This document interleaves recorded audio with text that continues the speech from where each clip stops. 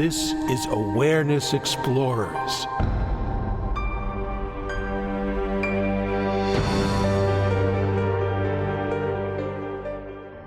Welcome back. Good morning, good afternoon, good evening to Awareness Explorers.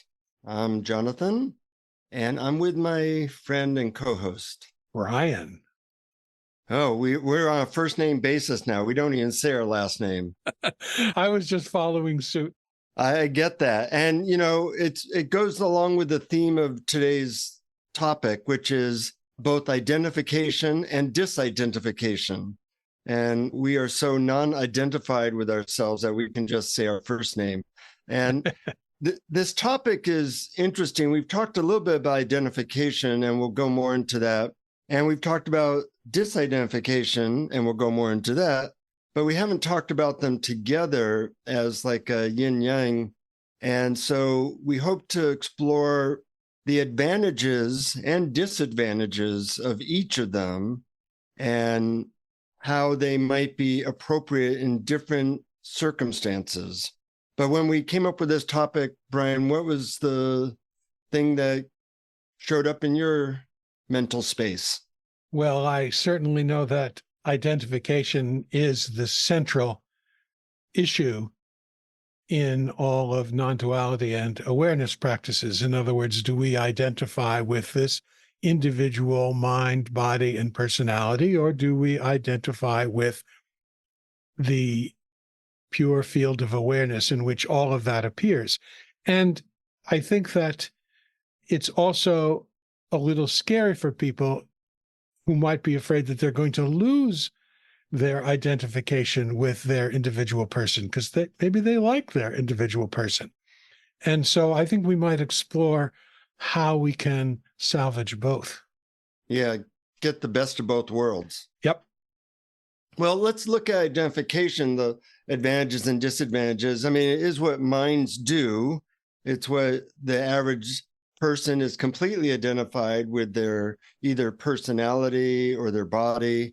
And of course, there were important survival abilities put into that. That's why we do it, you know, in terms of the last 300,000 years. If we weren't very identified with our body, our personality, and our tribe, it would have made it harder to survive. But that identification has kind of run amok. Now we're identified with so many things: our religion, our beliefs, our personal story, our work. And every time we include more identification, it can lead to more anxiety and less peace.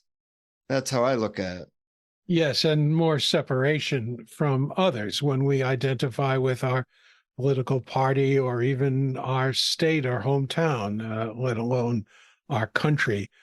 We're identifying with a position, with a stance, with a point of view, and the whole reason to have a stance and a point of view is to separate yourself from others. And it's going against actual reality. In reality, I believe there is no separation. We're all simply one energy temporarily rising and falling in various forms. I think of us as being in one big pot of chicken soup. We're all in the soup together, but we're saying, no, this is my soup. No, this is my soup. And it's kind of funny after a while. Yes. And actually a pot of chicken soup might have chicken in it. It might have peas and carrots in it and various things. So it may appear to have distinct elements. But if we really look and ask ourselves, what is everything that we notice appearing in, and we notice that they're all appearing in the same field of awareness, and then we kind of step back and look out again from there, we see that it's just one awareness. It's not awareness of this in one little compartment and awareness of that in another little compartment. It's all awareness. And the more you look at that, the more it seems like all that we notice, including our sense of ourself, is made of awareness. And that's where, when you can disidentify from whatever you're attached to or identified with, those other possibilities open up. But I don't want to give short shrift. I don't want to demean the value of attachment because it's allowed us to survive. The value of identifying. I'm a big fan of the author Yuval Harari, who wrote Sapiens and a book called Homo Deus. And he talks about how, because humans can get very attached and identified with certain stories, that's allowed us to survive, such as the story of money. Money is just generally pieces of paper or plastic, but every human being on earth pretty much values it as a way of getting stuff done and helping us to survive and thrive in different ways. But when our identification goes to things that separate us unnecessarily, like this nation against that nation, it causes all kinds of problems. And that's often what we are dealing with nowadays. Yes, and interesting.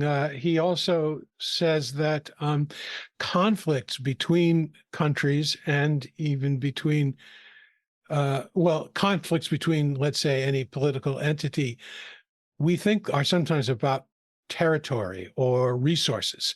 And he believes that they never really are. They're always about beliefs. Yeah, identifications with certain beliefs. Besides it, the way this manifests in the world, you could see it in just how much people identify with their sports team.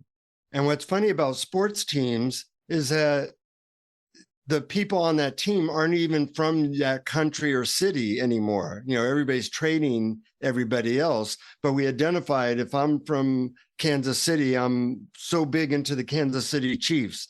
And because most of the people on that team weren't brought up in Kansas City, what we're really identifying with is the color of their uniform, or as Jerry Seinfeld once said, we're identifying with people's laundry. and we're willing to have a great week or a terrible week based on whether the laundry that we're rooting for did well that week. It looks ridiculous, but that's the level of identification we do. And there's some fun in that. I like certain sports teams. I like rooting for them, but we do the same thing with our religious beliefs, with our political party. And we're even willing to die for the beliefs that we've been ingrained in terms of like going to war for our country or religious wars. It's really gone out of control that all we know for most of us is identify fully with something and don't let go. Right. And that whole sportsification of politics that's happened, we make the other side wrong no matter what. In other words, they're not wrong because we have reasoned that they're wrong. They're wrong because they're the opposing team. Yeah. And we identify with this team. And that, I'm not saying that everybody is like that, but that's pervasive. And it's, it's really dangerous. It's one form of identification. That's the outer form of identification. As you go deeper and deeper into what you identify with, it gets more subtle and more closer to home as it approaches your body, your mind, your personality, the individual, as opposed to the group. Yeah, and that causes us lots of suffering as well when we overly identify with our looks, and then our looks, deteriorate as we get older, or our body deteriorates as we get older, or even our mind might deteriorate as we get older. And that fact that we don't know how to disidentify or how to enlarge our identification causes us a lot of unnecessary suffering. Yes, and I like the fact that you used enlarge our identification. As a matter of fact, in the last episode, when we talked to Sid Friedman about his effortless IFS, he had certain metaphors like the hot tub. We have different parts of ourselves that we identify with, the critic part or the rebellious part or the obedient part or whatever. And we we merge with them, but when we see them all, when we get a bigger picture, we expand out and see them as just different parts, all sort of basking in the same hot tub. Identification with any one part tends to soften when we expand and include more. Yeah, in fact, I've been using that technique of Sid talks about when you are only identified with one part, it tends to create the most suffering and the least amount of awareness or background or spaciousness. But if you can even identify two parts in you that are up, like for now, I'm identified with the podcaster. That's one part. But I'm also noticing that there's another part that's a little thirsty. And as I become aware of that part and the podcaster, it actually feels like my identification has expanded. Now it's easier to be aware that a spaciousness with all these different parts. So that's kind of a non-blending or a disidentification in a very small way, and making the identification a little bit more spacious. Mm-hmm. Yes, I think that's really good.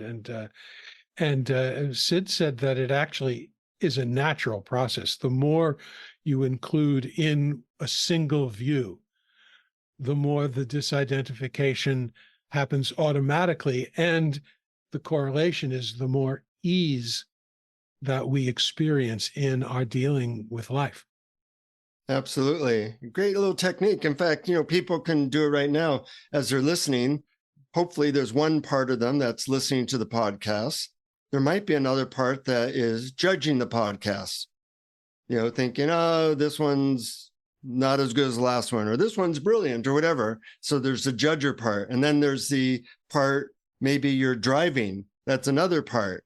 As you become aware of more than one part, it expands, it takes you out of this constricted identification, which is how most people live most of the time. And when you are so identified with one part, you are setting yourself up for probably having the maximum amount of suffering somewhere down the line. That's right. That's right. So let's talk a little bit about disidentification, because that's largely what our podcast is about, is how to have less identification with one small aspect of you and more identification with something bigger. And the something bigger can be awareness. It can be God. It can be all of nature or something. People have different terms for that. And I think there's different things to identify with beyond just our small self. Do you look at it that way? Yes, although I try not to. I try to include any term you might be able to use to label what you identify with, and include that as simply another appearance in awareness, so that gradually, as we keep going back and back and asking, what does that appear in, we come to something for which there are no words. Yeah. I like your way of speaking about that. I came across a quote by Dr. Jeffrey Martin, who we've both taken some of his courses, that really struck me. He said, all higher consciousness is some kind of form of disidentification and depersonalization. So if you want to experience higher consciousness, then, you want to learn about disidentification and depersonalization, which is really two words for the same thing in a certain way. Mm-hmm. Yeah. So go on. No, yeah, expand upon that a little bit. Well, once you're disidentifying with, call it your ego personality, you are experiencing less personalization. And so disidentification inevitably leads to less personalization. And by personalization, I mean identifying with a very limited sense of self.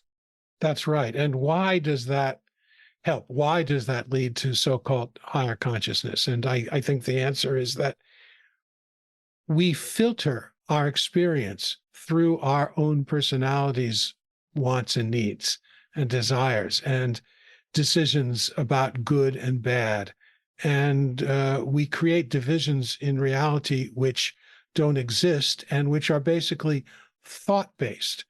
And direct experience of reality is experience that is unfiltered by the thinking mind that makes distinctions between everything so that we can actually experience the unity of all things without the filter of the mind identification. That was a lot of words there and very well described. I'm going to use a very different and simpler analogy, and that is the ego is very constricted. And if you're identifying with that, you're going to have a very attached view and limited view. And the awareness or anything that we might call a greater identification is less constricted. There's more openness.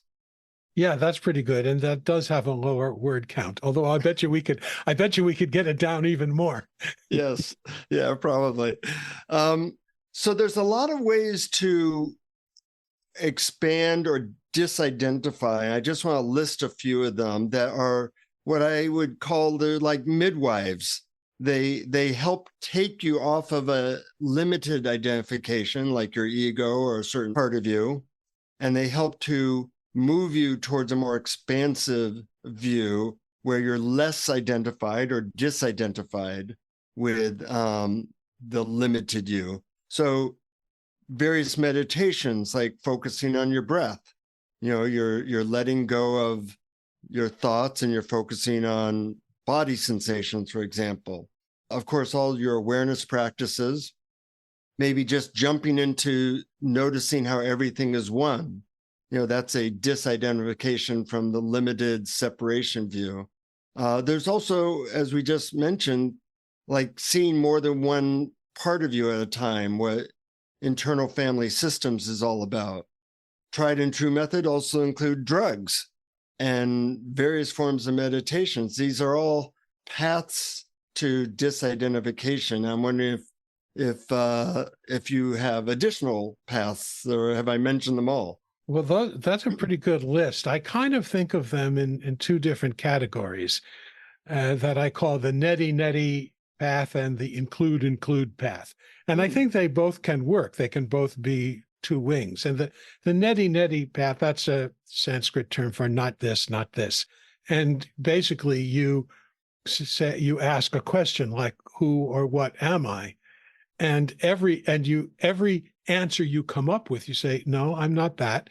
For example, I'm my body. Okay.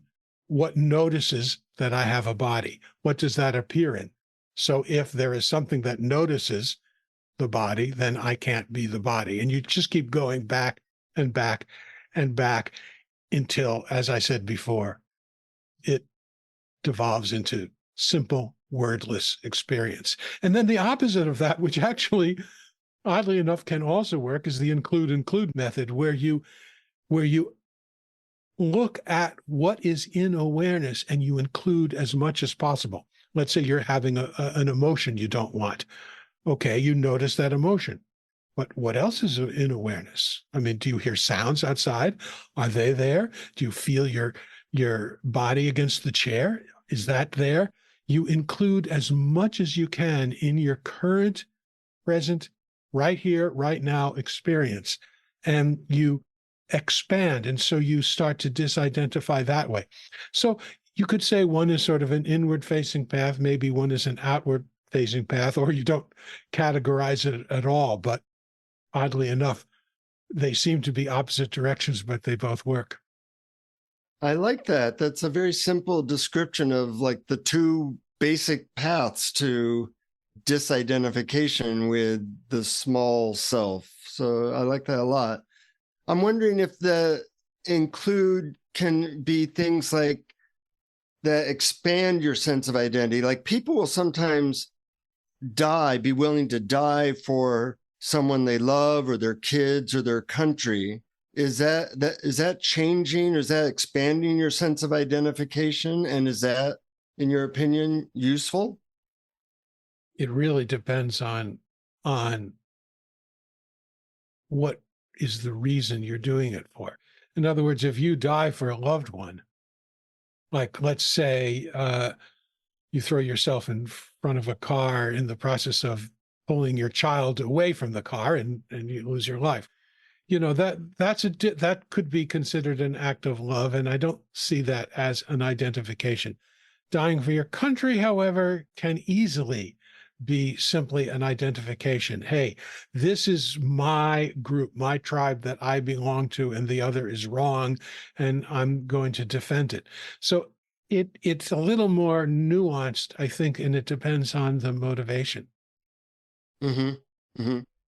Yeah, I agree with that. But anytime you do kind of expand your identification beyond the small you, it tends to feel good, like falling in love or loving a child or loving an animal.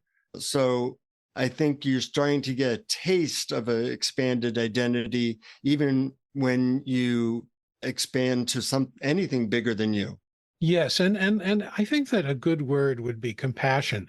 When I talked about what is the motivation for it, because compassion, true compassion, doesn't necessarily arise out of the idea that there are certain things I should do and shouldn't do, but they really do. It really does arise out of the sense that what is looking out through my eyes is the same as what is looking out through your eyes.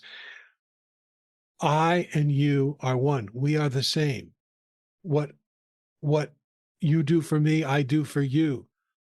And compassion arises out of that ability to really identify with the connectedness of all beings, how we are Mm-hmm. all just one universe looking out through billions of eyes simultaneously.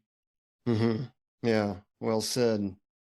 There's two more concepts that I think are worth exploring. One is a tool that I've been using, and it's a very simple tool. The generic form of it is I am blank and I am blank. And so it might be I am a podcaster now and I am awareness. So whatever I'm doing, I am shaving and I am awareness. And it's two levels of reality. They're both true. And I notice that you're laughing. I'm curious as to why. Because as soon as you described that, I just started to feel this sense of inner happiness. It really rings true to me. I really like this technique. Yeah. As I am this particular thing, and I am awareness. And the beauty part of it is you're not negating something. Yeah. And this is a trap in non-duality, to negate the world, to negate the fact. I mean, what if it's not either or? What if it's both and? What if I am a body and I am the awareness in which the body appears? Mm-hmm. I have a funny thing happen the other day. I was having a challenging conversation with my wife, and I'd been doing this tool during the day, and spontaneously in my thoughts, what came up was, I am now being a jerk and I'm awareness. And it made me laugh. It's like being caught. And it was funny. I told my wife, she laughed too. So, it's very interesting to be aware of those two levels of reality at the same time without having to exclude anything. It's a very expanded view. It's very much what is. Yeah. So I really like it. It's very simple. You don't have to, all you have to do is name what self you're in or what you're doing in that moment. And of course, we're always awareness if you're aware of anything. So if you're alive, so it really always rings true. I like it. There's a beauty in its simplicity, and there's it just, I think, engenders a direct experience. At least it does for me. As soon as you said it, I said, "Ooh, this is a good one. Yeah, that works. Yeah. We're gonna add this to the kit." Uh-huh. The other subject which I find interesting is with identification and disidentification. There are people who I've seen where I think they've just disidentified too much. They are no longer really feel very human to me. I don't know if you've experienced people like that. So you have to, I think part of the art form of consciousness and living a successful life is knowing when it's okay to kind of depersonalize or disidentify with, say, your story or other people's stories. I remember once I was doing kind of a higher consciousness tool like Headless Way or something like that. And my wife commented, I can tell you're not really human right now. And I wasn't. I was like in the state of great peace and spaciousness, but she was telling me a story about her day that was difficult. And I wasn't there as like an empathic human. And so you want to make sure that at times it's very important to be in the story, in your humanity, and to be with other people that way. And sometimes it's best to be in peace and spaciousness and outside of all the stories that we create. Yeah, I couldn't agree with you more. And I probably don't travel in the same circles as you, so I haven't run into that many people who are so completely expanded that they somehow don't seem human, that they don't seem connected with their humanity and the interaction between people that can engender love and joy and stuff. And if that happens, then my feeling is, it's what is it worth? I mean, what is spiritual realization worth if you are cut off from humanity? I mean, I didn't get into this so that I could become separate. I got into this so that I could be happy, and happiness to me involves how we live in the world and interact with other people in a way where we're not controlling and managing everything. Mm-hmm. I had an email exchange with a new friend, and he said his new mantra for the year is going to be enjoy, not manage. Uh-huh. And one of my favorite things to do in the world is appreciation. I love to just simply appreciate beauty, appreciate human creativity, appreciate inventions, appreciate the fact that someone has gone to the trouble to install water pipes in the city, or that the clouds are gorgeous, or whatever, and this idea that somehow all of this body stuff and human stuff is somehow not spiritual and I am separate from that, I think is just going way too far in the other direction. And except for maybe when you're meditating by yourself, why not open to some of these other realms? But when you're done meditating, it's good to dive back into the gift we've been given, which is a human birth. yeah, what other realms are you talking about? Well, there's a lot of different frequencies out there to tune into. I notice that sometimes I go into a realm where I have no awareness whatsoever of my body or anything, and in some times when I meditate, it takes me a while. I'm in an incredibly blissful, spacious place, and it takes a while to kind of come back into my body and remember, Jonathan, and this is my wife, and this is my dog, and it can be fun to visit those places as long as you don't use them as a spiritual bypass. Yeah, I agree. It can be fun to visit those places. And a question I have for you, if you do that often enough, visit those places, does it color your experience in life when you're not meditating? Mm-hmm. Hopefully. But what about your experience? Does it? Well, I notice that days that I don't meditate, I am more constricted and stressed. And days that I spend a lot of time meditating, things kind of wash off me like water off a duck's back. Yeah, that's great. Yeah, I find that too. I find that the more time I spend, if I'm sitting by myself, just being the background in which everything appears, that does color the rest of the life and my interactions with people. Somehow there's more sense that we're all in the same boat. There's less sense that my experience should be a certain way in order for me to be happy. Mm-hmm. And you're not so identified with some story in your head that will get you to suffer. That's exactly right. In fact, the story in your head is the main thing to disidentify with. Right, right. And one of the things I do to help people and myself with that is I say, so in 2 sentences or less, what story are you currently running? Yeah, good question. Just identifying it that way puts it as a little bit less identified. Yes, I love how you can boil it down to these really simple and practical things to do that we can remember too. Well, I have a friend named Brian who wrote a couple books like that and inspired me to look for my own ways to do this. Well, it's a good collaboration then. Uh-huh. So anything else about identification and disidentification that comes to mind? Yeah, I do have one other thought. I had a friend, and I wrote about this a little bit in my second book.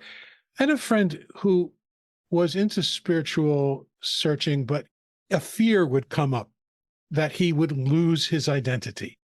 And he liked himself. He didn't want to lose that identity. And so he didn't give himself over to it. And I thought that was really profound and well articulated. And I understand his concern. And as I was thinking about it, I think that there's another way. I think that you don't have to disidentify in a way that denies your personality. I think you can disidentify it in a way that appreciates it, but appreciates it from a distance. Appreciate it as if it's your favorite character in a TV show or a novel or a movie or someone you admire in history or a sports figure. So in other words, you don't have to lose that Brian or that Jonathan or that person that you are, that personality. If you like it, you can say, wow, that's really cool. Look at, these are his strengths. These are his weaknesses or her weaknesses and her strengths. You can disidentify in a way that doesn't deny. You can disidentify in a way that simply appreciates and makes that personality just something that appears in the large awareness that's your true identity. Yeah. I am this ego and I am awareness. Right. Again, boiling it down into a few words, that's even better. Thanks. Yeah. I like how you put that. And it's a balance, it's a two-wing analogy that you want to balance those two parts of us. And if you do that well, then you can soar. Yeah. Well, I hear you have a guided meditation, but before we do that, I just want to announce that thank you to our Patreon supporters. You make this possible. And we send our Patreon supporters a bunch of extra stuff, blogs and extra interview bits and other stuff, including guided meditations. If you want to support us there, go to patreon.com/awareness explorers and tell your friends and family about this stuff. Surround yourself with awareness. That's the best way. It's kind of like a virus, but one that expands who you are. So hopefully you have people in your life that you can talk to about this stuff. But with all that being said, let's dive in. All right, let's do it. So this meditation explores how you can notice that your sense of yourself as a separate entity, that is, what your mind tells you I is simply another experience in the indivisible field of awareness, the real you. We're experiencing the all-inclusiveness of awareness by noticing that more than one mode of experience appears in the same field of awareness at the same time. So, starting with your eyes closed, listen to the sounds around you. Maybe the hum of an air conditioner or heater, or perhaps the sound of traffic or birds or wind outside, or the sound of my voice.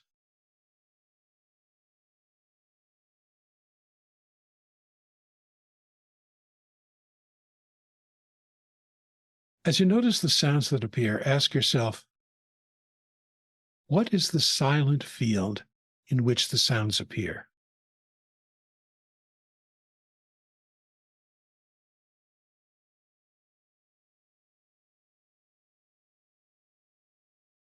Focus on each sound separately and ask the question, what is the silent field in which this sound appears?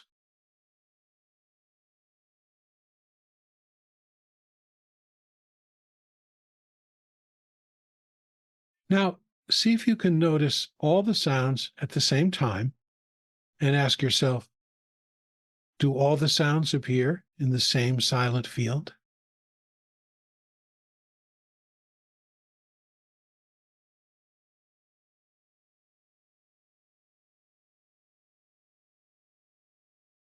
Then notice your bodily sensations, the feel of your body on the chair or your feet on the floor, or perhaps a breeze on your skin, or the rise and fall of your belly as you breathe.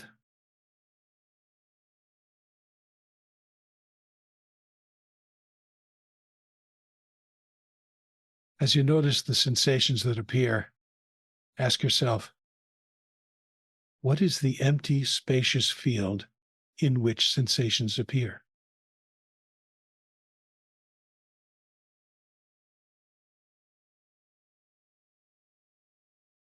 Notice each sensation separately and ask the question, what is the empty, spacious field in which this sensation appears?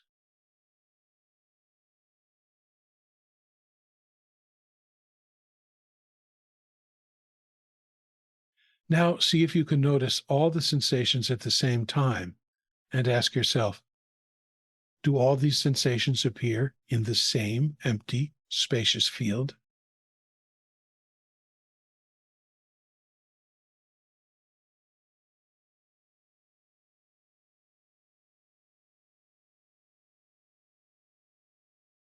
Now, see if you can notice both sounds and body sensations at the same time.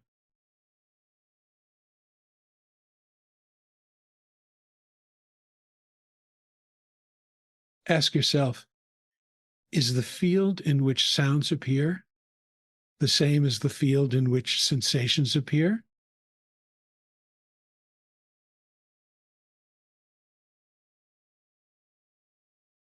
This is the clear field of awareness.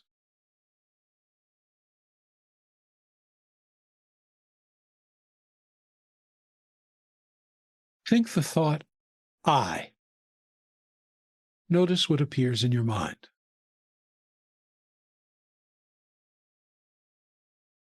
It doesn't matter if it's an image, a feeling, or a concept. I'm talking about the felt sense of being yourself, whatever it is that you're referring to when you say, I.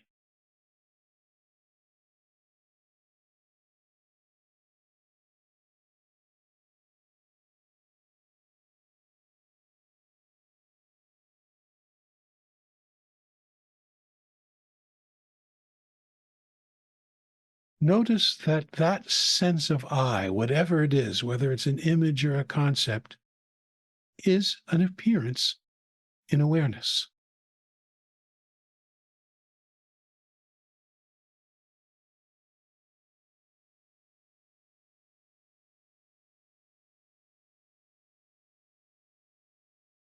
Now, see if you can notice all three, the sounds, the sensations, and the sense of I appearing at the same time.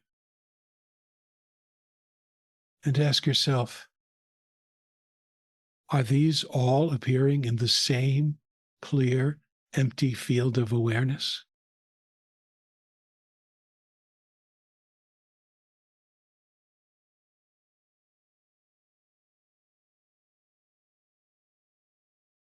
Notice that in the open field of awareness, there are no borders or boundaries among any of these. No borders between sounds, sensations, or your sense of yourself. They are all simultaneously appearing in one indivisible field of awareness.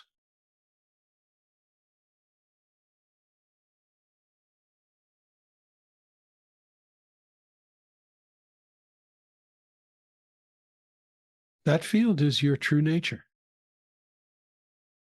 Clear, spacious, silent, allowing.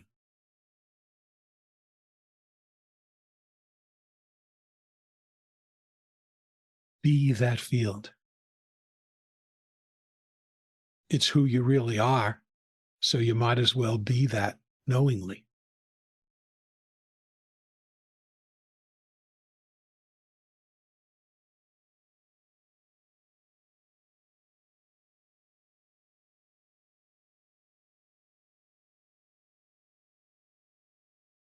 Now, if your eyes are closed, gently open them again and take another easy, deep breath.